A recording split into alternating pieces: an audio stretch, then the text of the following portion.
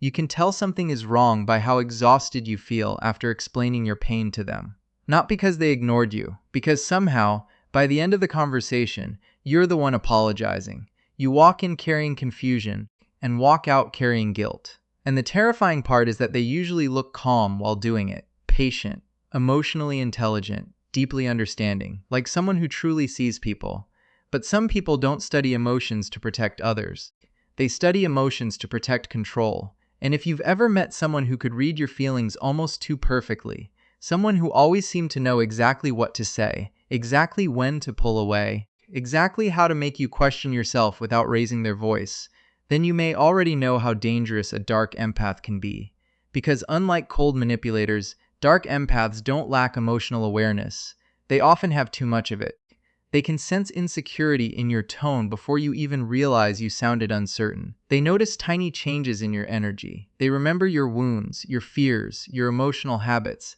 But empathy without compassion becomes something sharp, something surgical. Like giving someone the map to your inner world and realizing too late they were never trying to protect it. They were learning how to navigate it better than you could. The first warning sign is how quickly they make you feel emotionally understood. It feels almost unreal in the beginning.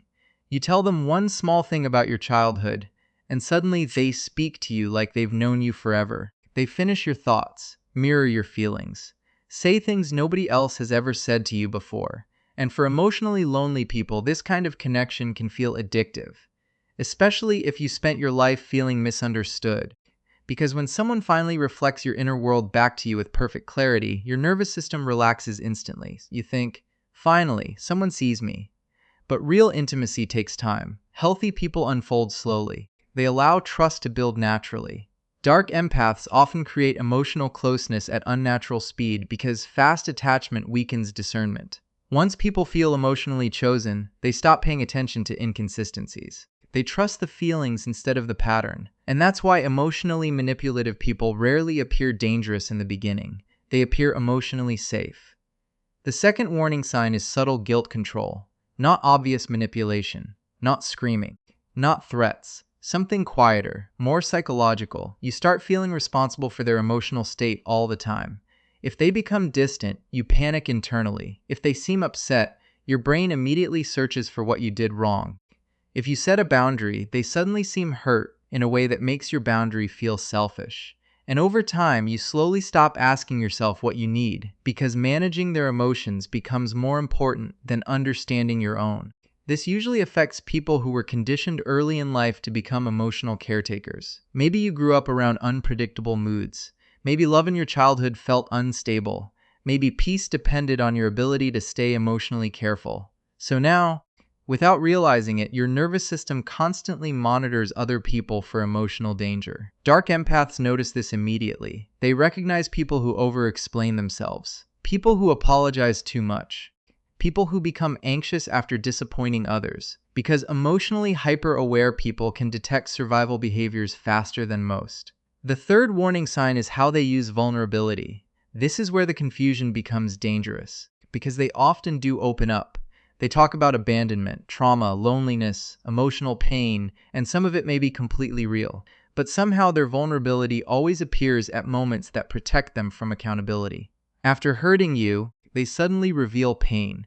After crossing a line, they explain the suffering behind their behavior. And now your anger starts dissolving into sympathy. Instead of processing your hurt, you start comforting the person who caused it. And this creates emotional fog inside relationships. You stop knowing when your pain is valid. You stop trusting your emotional reactions. Because empathy and harm keep arriving together. It's like being given warmth and confusion in the same breath. Your nervous system no longer knows what safety feels like. The fourth warning sign is emotional competition. You open up about exhaustion, and somehow they're always more exhausted. You share pain, and their pain becomes bigger. You celebrate something meaningful, and somehow the focus slowly bends back toward them. At first it feels accidental, but eventually you notice that every emotional moment somehow revolves around their emotional gravity. Your joy gets interrupted. Your sadness gets redirected. Your needs slowly become background noise. And without realizing it, you begin shrinking yourself to make space for them. You speak less, reveal less, need less.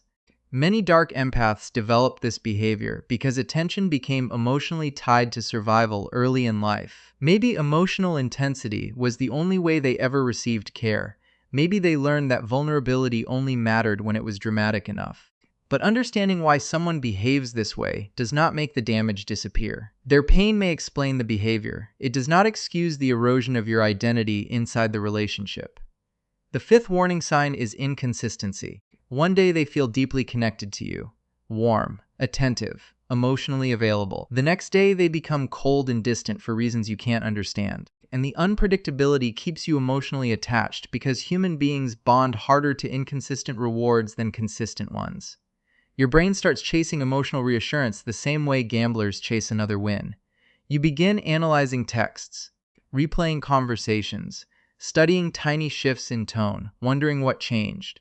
But healthy love does not force your nervous system into detective mode. If someone repeatedly creates anxiety while remaining emotionally unreadable themselves, your body eventually enters survival mode. You stop relaxing around them. You become hyper-aware of every emotional shift. And many people mistake this anxiety for chemistry because chaos feels familiar to them, especially if they grew up around unstable affection. The sixth warning sign is emotional isolation. Not always physically. Sometimes they never directly tell you to leave people behind. Instead, they slowly reshape your perception of everyone else. Your friends don't understand you. Your family is draining your growth. Other people are jealous of your connection. And little by little, your emotional world becomes smaller until they are your primary source of validation. This is dangerous because isolation weakens perspective. Human beings need outside emotional reflection to reality check unhealthy dynamics. But once someone becomes your entire emotional universe, their interpretation of reality starts overpowering your instincts. You begin doubting your own discomfort. Even obvious red flags start feeling confusing. The seventh warning sign is passive cruelty disguised as honesty.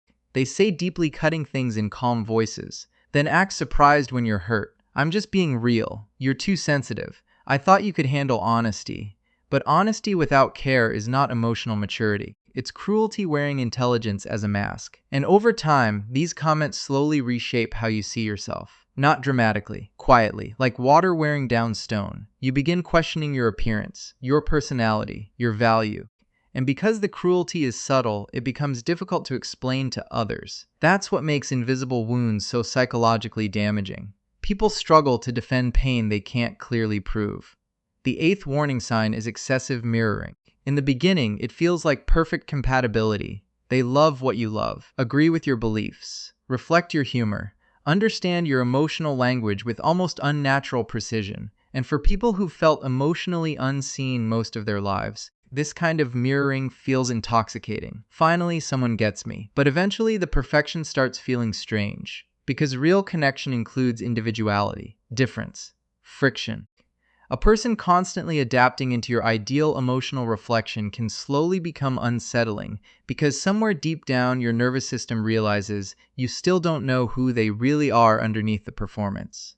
The ninth warning sign is emotional exhaustion, not constant pain. That would be easier to recognize. Instead, the relationship moves in cycles: closeness, confusion, relief, hurt, repair, repeat, and your nervous system never fully settles. You may notice yourself feeling mentally foggy after conversations, emotionally drained after simple interactions, guilty without understanding why. This happens because emotional hypervigilance consumes enormous psychological energy. Your body is constantly scanning for changes in mood, tone, distance, tension. You become emotionally tired the same way people become physically tired in dangerous environments. Not because danger is everywhere all the time, but because it could appear at any moment. And eventually your body stops experiencing the relationship as connection. It experiences it as survival. The final warning sign is the most painful one because you usually notice it too late. You slowly stop feeling like yourself around them. Not instantly, gradually. You overthink texts before sending them, rehearse conversations in your head, hide emotions that might upset them. Edit your personality to avoid emotional consequences, until one day you realize you've become emotionally smaller inside their presence. And that is often the clearest sign that something unhealthy is happening. Because safe love expands you. Manipulative love contracts you. One makes your nervous system breathe deeper. The other makes you feel watched from inside your own mind. But people don't fall into these dynamics because they're weak. They fall into them because they learned early that love required self-abandonment. Many emotionally sensitive people were raised to understand everyone except themselves, to minimize pain, to explain away harmful behavior, to stay loyal even while emotionally starving. And dark empaths often thrive around people with soft hearts and fractured boundaries because kindness without protection becomes vulnerable to emotional manipulation. Still, healing does not mean becoming cold. That's the fear many people carry after relationships like this. They think awareness will turn them cynical, suspicious, emotionally closed. But healing is not learning how to love less. It's learning that real love should not require the destruction of your inner peace. You can be compassionate without becoming emotionally available to everyone. You can understand someone's trauma without sacrificing your nervous system to it. And maybe one of the hardest realizations in adulthood is understanding that empathy alone does not make someone safe. Some people understand emotions deeply, while still lacking the emotional maturity to handle them responsibly. And once you finally stop romanticizing emotional intensity, something changes inside you. You begin appreciating consistency instead of chaos, clarity instead of confusion, calmness instead of emotional addiction. You stop mistaking anxiety for connection. At first, healthy relationships may even feel unfamiliar, almost boring, because chaos trained your brain to associate unpredictability with emotional importance. But real safety feels different. It feels like being able to exhale fully around someone. No decoding, no emotional landmines, no constant fear of saying the wrong thing, just peace. And after spending so long around people who could read your emotions without protecting them, becoming your own safe place may be the most important form of healing you ever experience.